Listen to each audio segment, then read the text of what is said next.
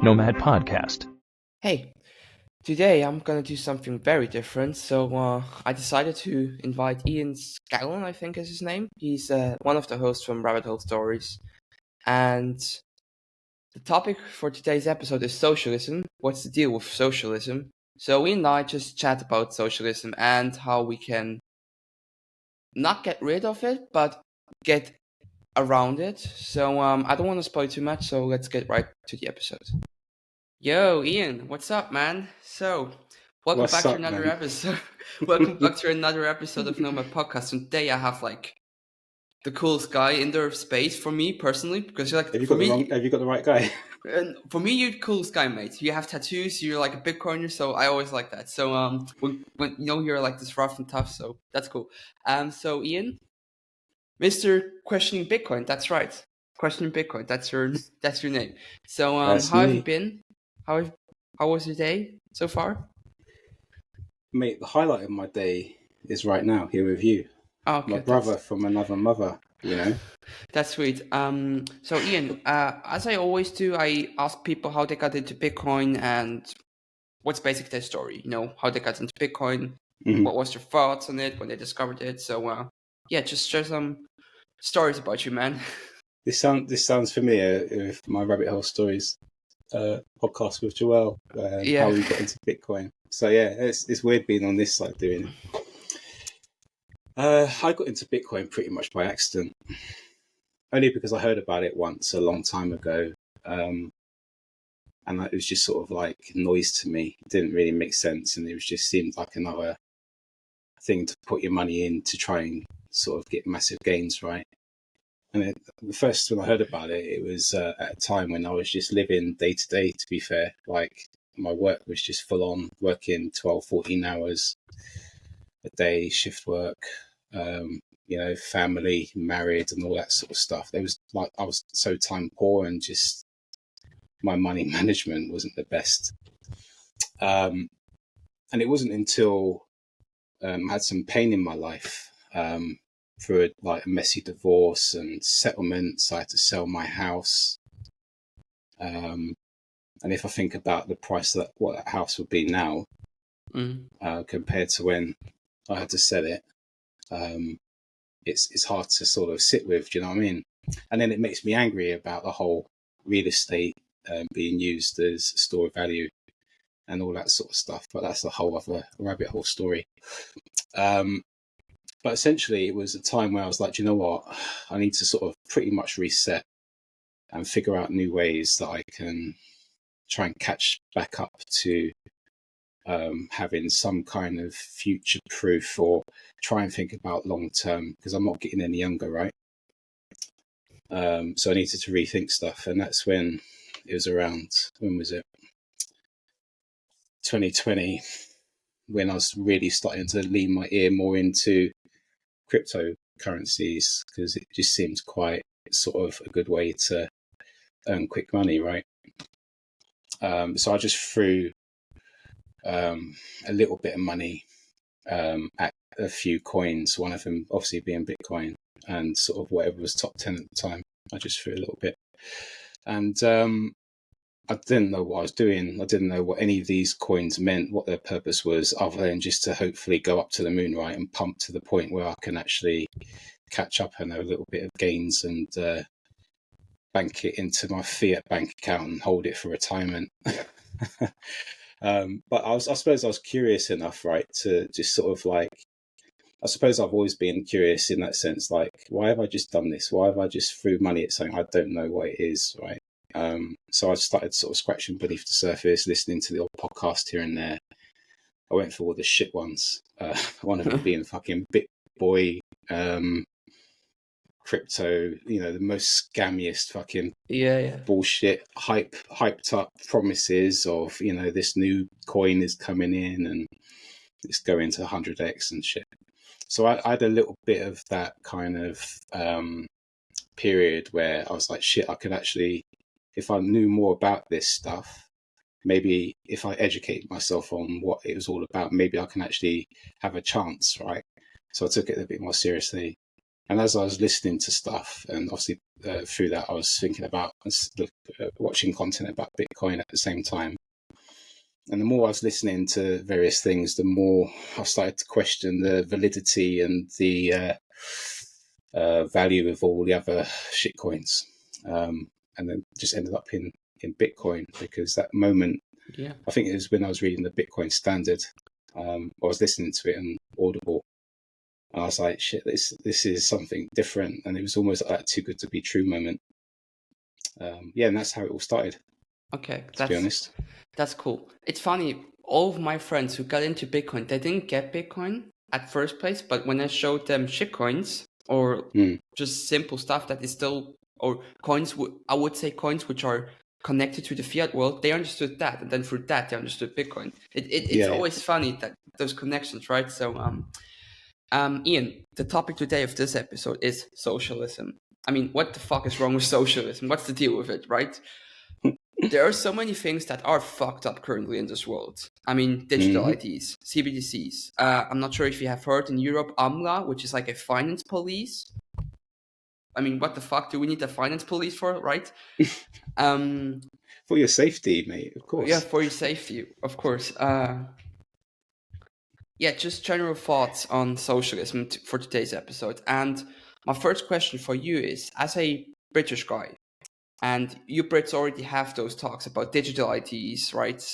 A social credit system, aka CBDC, if you want to say so, or digital communistic regime. I don't know what I should call it. What are your thoughts on data storage, on storage wise? Is there enough data for something like this big to be stored? Enough storage for something big like this to be stored? Sorry. I think the centralized entities, right, the government and all their sort of friends, right, they've learned quite quickly that data is essentially pretty much a commodity, right? Data is power. Information is power, right? So the more information, the more data you've got on an individual, the more control you have, because you can have oversight about their habits, their political leaning, their spending habits, what sort of things they're looking up on the internet and all that sort of stuff, right? And it's good because because you can influence and subtly guide people in a way. And when you start to infiltrate things like the news and education and medical access to medical systems, where people are sort of being psychologically trained to be more agreeable for public and government intervention, right? And it comes down to that thing I said earlier, for your safety. We want to make sure that we're working towards everyone having equal rights. And that's just kind of like a flawed concept. It's so attractive to people, right? Particularly when you start spouting things like equal rights or equality. For those who feel the pain most, it sounds attractive to them, right? And they're gonna more likely be like, actually, yeah, fuck these rich people who've got access to things I don't have, right? So if the government can sell to those people that they're gonna get these payouts to work towards equality and stuff like that, it just makes it worse long term for those same people, right? And it disincentivizes those people with wealth to actually do anything, because they know they're going to get stung, and their wealth is going to be sort of redistributed. So it just sort of stifles everything long term. Do you know what I mean? And it's what's funny as well. Sorry, mate. Here in England, right? We've almost got like a blend between capitalism and socialism. It's called like a dual system. And it's kind of weird how that sort of plays out, because it kind of balances it out a little bit. it keeps people in this sort of middle ground and sort of like wanting more from the government, which means it leans more towards socialism. But then you've got sort of this capitalism underlying current playing out at the same time. Like the NHS, for example, right? This sort of, I can just go to A&E. If I've had an accident, they'll patch me up. I don't have to pay for it, and job done, right? And that sounds so cool when you, on the face of it, right? I had an accident on my motorbike a few years ago where I shattered my arm around the ball joint, and I can't lift my arm up too far anymore. And that was all sort of like taken care of by the NHS. And like, had it been anywhere else where they don't have social healthcare, right, that would have cost a lot of money. And that kind of love for the NHS here is so strong because they see people who are going without medical treatment in like America because they don't have insurance and stuff like that, right? But what they haven't realized is the only reason why it's so expensive and the insurance is so expensive in the US and medical care is so expensive is because of the fiat monetary system that sort of drives prices up, where people are profiting and making money on the back of people's needs, like real estate and stuff like that. But I'll stop there, mate, if you've got any questions, because I do tend to sort of ramble on. No, it's You don't funny. stop me. Your comment on the healthcare and the health system. It's funny because currently I'm in Vienna, and Vienna is, or generally Austria is known to have a good healthcare system, a social, really a social healthcare system, right? And I just talked about this with my mom today. Socialism wouldn't be a bad thing in a sense, right? But it's misused. Same with capitalism is misused. Communism Yeah, isn't also a bad thing because everyone wants equal rights, right? But then yeah, it's misused by some high-level rich guy which says, "Oh, you have to be communistic, but I get everything and you just stay poor and the same, right? And equal." So I yeah, think that's interesting because when you look at that aspect, that people maybe not dumb, but don't see it because they have it too good. They are too yeah. lazy to see it, right? Because what Yeah, you said yeah, before. they are too lazy, but I'm not putting all that blame on them. It's No. almost like it's obscured, like from their view. They don't understand how it's even set up in the first place, right? Which makes them sort of like, I don't know, they don't have the time, or they're not feeling the pain enough, I suppose, to really sort of like question what the hell is going on.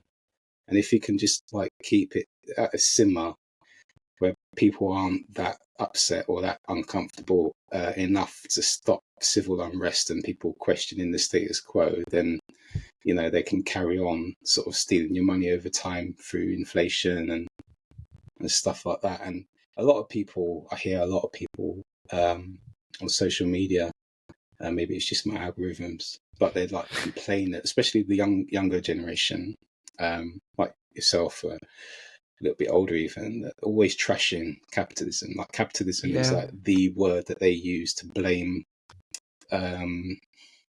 what's shit in the world.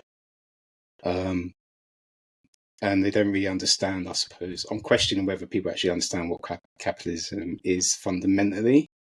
And I agree, right, that in this current fiat system with money being manipulated and it's like no intrinsic value, that people, it's almost like a cheat code in capitalism. People have been able to cheat on the monopoly board, right? By just sort of like creating more money out of thin air to win the game. And that's not pure free market capitalism, because somebody's there manipulating how it's meant to be. And then obviously people are trashing capitalism. But in its pure form, let's say under a Bitcoin standard, if capitalism can exist the way it was sort of structured, I don't know, that's a question in itself. But it's definitely, fiat money is the rock that destroys everything. Okay, cool. I mean, also, what you just said on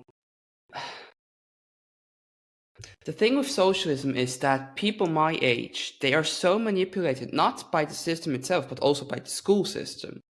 And that also brings me to my second question. Do you think that maybe our school system is too far left? Because we always talk about far right winged parties, right? Like let's say in the UK, I guess that's reform, right? They always say reform is like far right, right? Oh, right, right, yeah, right. Fuck. Now, now I had like a circle. But do you think that maybe far left winged extremism is also a problem nowadays, especially in schools, and that they teach my generation to be socialistic? I mean, have you seen this picture where like a girl is in Starbucks with like Starbucks coffee, which costs like $12, and she's on her MacBook Pro, which costs like 2K? It says "Smash Capitalism." Have you seen that picture? I I mean, haven't seen it, no. that's like the perfect example of how fucked up my generation is because of the school system. So thoughts on that, right? School system. So do you think that that's the case, basically? Yeah, because like there's one thing. This is where I see it. There's two things here, right? You've got the curriculum, Mm-hmm. which is like the things that the state decide that people need to be educated on, whether it be science, mathematics, language, all that sort of stuff, right? So there's a curriculum, but also alongside that, when these children are in school, while they're on school grounds, they are under the care of. So the school has a duty of care Mm-hmm. for those students, right? So they need to make sure that those students are going to come home at the end of the day, and that they're going to be safe in school and not get bullied and all that sort of stuff, right? So there's these policies that they have to put in place to safeguard the children, right? Because it's in the school's interest, and if it's an academy, which a lot of schools in this country are becoming academies, right? They're essentially profit-driven organizations that they get paid based on the overall attendance rate of students, and they get paid based on the results that they produce at exams. So like they work towards the government guidelines in order to, because they're incentivized to do that in order to sort of get their funding for the next year, right? So it creates this system of dominance and control, and universal kind of blanket things where it doesn't factor in individuals and their interests and their compliance within these environments, right? And they trigger these sort of alerts about their behavior when really they're just sort of trying to express their freedom of speech, maybe, or whatever, you know what I mean? Or they're just so fucking bored in that lesson because it's just designed to be a lesson that sort of like only educates them on the narrow parts of whatever that topic is for that subject, right? So we're kind of controlled and limited in what we actually are taught, and they're just trying to meet targets. So that's just kind of like a flawed system in my mind.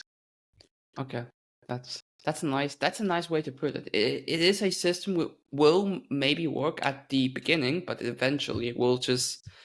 It's like the sinking ship, basically. I mean, sinking ship. Yeah. Same with the EU. I mean, look at the EU. The EU used to be something great at the beginning, just like those small countries standing up together against like the US, Russia, all these big, huge financial markets, right? And now look at what has become of the EU. They implement something I would Yeah. call a second SS or a second Stasi. I'm not sure if you know the Stasi from DDR Mm-hmm. times, Yeah, but yeah.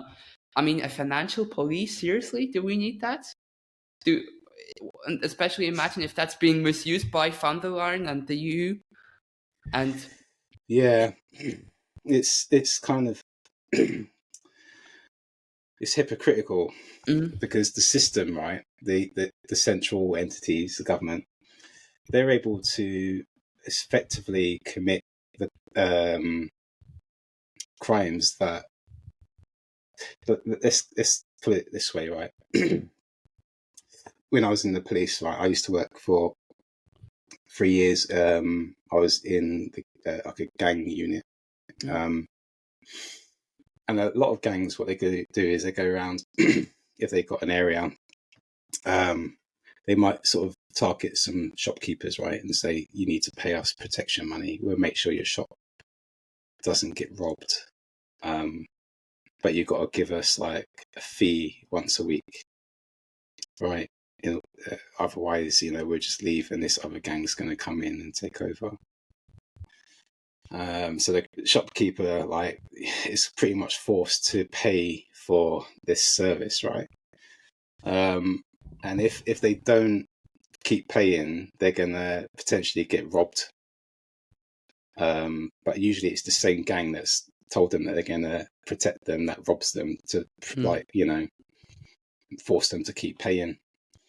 And if you think about it, if you zoom out and make it not a gang but the government, right, instead, and think of them in like a way of structured like a gang or criminal organization or a cartel, they're doing the same thing in the economy that these gangs are doing on the street level.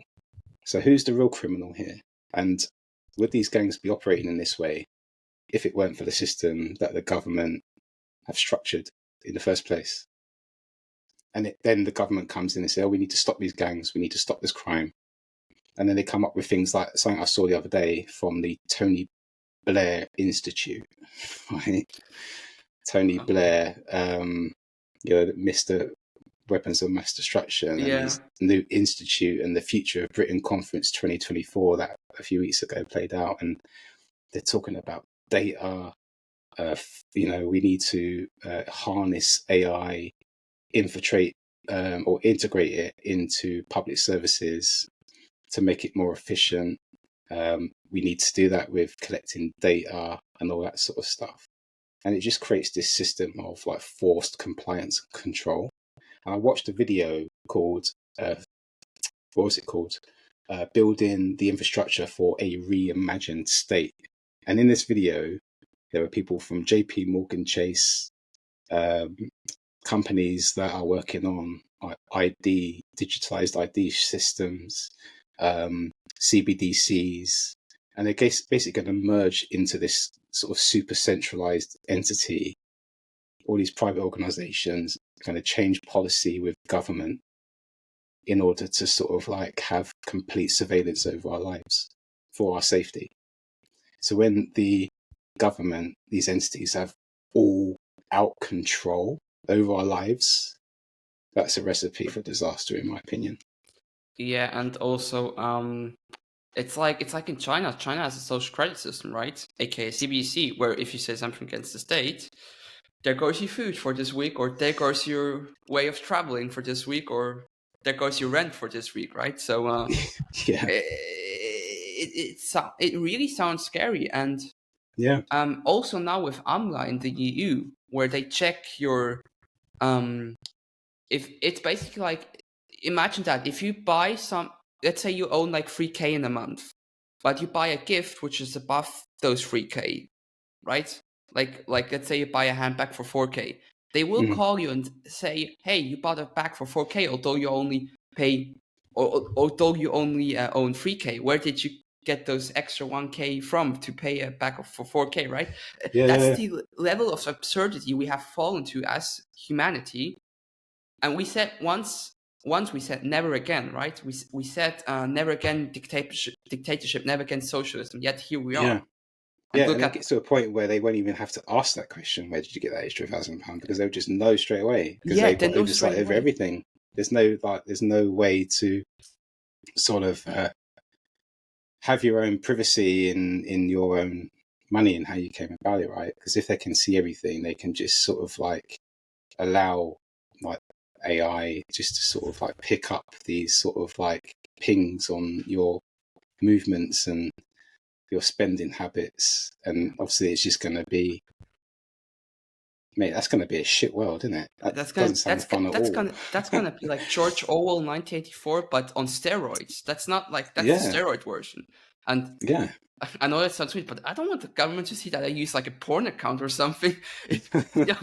So if I want privacy, then I also don't want to see that. See that happening. Yeah. Exactly. Yeah. So but it will go to as far that they're gonna see that you're using a porn account. Where do I delete my history in this? Yeah. I saw you saw this video. What was that about? Don't ask, please. Yeah. Oh, it wasn't me. Yes, it was. We saw you. Yeah. And we saw what you did when you were watching it. Yeah. So this brings me to my final question then. Do you think that socialism nowadays has been or could potentially be a huge problem for especially children or future generations? Because if you see future generations growing up in a socialistic way, that's not too good, right? But is it then also better if they would grow up in a capitalistic way? So thoughts on that? I think the longer socialism plays out over time, the more they run out of money to pay for these things that they need to keep running, right? And the more poor of quality the things are going to be, and the less reliable. And I think people still sort of sold in on the lie. They still believe the lie that socialism is good because it promotes equal rights. And that I'm all for sort of playing fair, right? Yeah. And I get why people think, do you know what, I'm struggling day to day because of the cost of living, the cost of food, and the cost of energy. But it's not because doesn't mean that socialism is good and it's going to help you.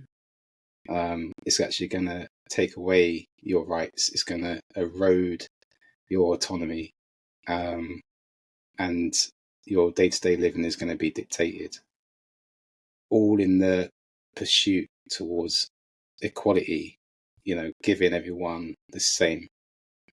And that will just stop me if I'm sort of enthusiastic, or I've got a good idea, or I want to create a product. Why would I can't do that, because I'm just going to have to cough up all my profit in all the hard work that I do to other people who haven't worked as hard as I have. So I'm not going to do it. So it's just a flawed concept. And at the time in this economy where it's so expensive to live day to day, people automatically blame, it's capitalism then, when they don't understand the inflation aspect.